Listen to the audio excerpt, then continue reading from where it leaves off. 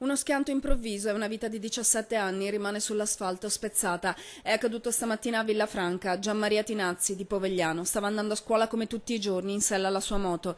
Prima della rotonda della Grezzanella, la moto forse sbanda, invade la corsia opposta e si scontra violentemente contro un Audi A5. Verona Emergenza accorre sul posto e porta il ragazzo all'ospedale di Borgo Trento, dove però muore.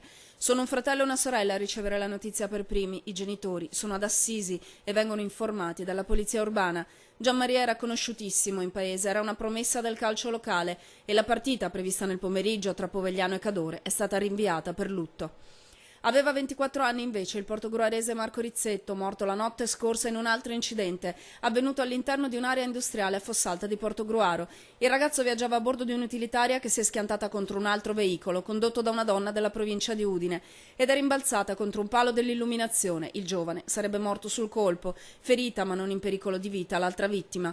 Sul luogo i carabinieri della locale compagnia che stanno cercando di chiarire la dinamica dello scontro. E un altro incidente è avvenuto nella notte a Bolzano Vicentino, provocando ben 7 feriti, tra cui la più grave è una ragazza. Lo scontro è avvenuto lungo la statale 53 Postumia, intorno a Luna, tra una Fiat Panda, a bordo della quale viaggiavano 2 militari americani di 32 e 33 anni, e un Alfa 159 con 4 ventenni e una quinta coetanea. Per tutti solo qualche contusione, mentre la giovane è stata portata d'urgenza in ospedale e ricoverata in rianimazione.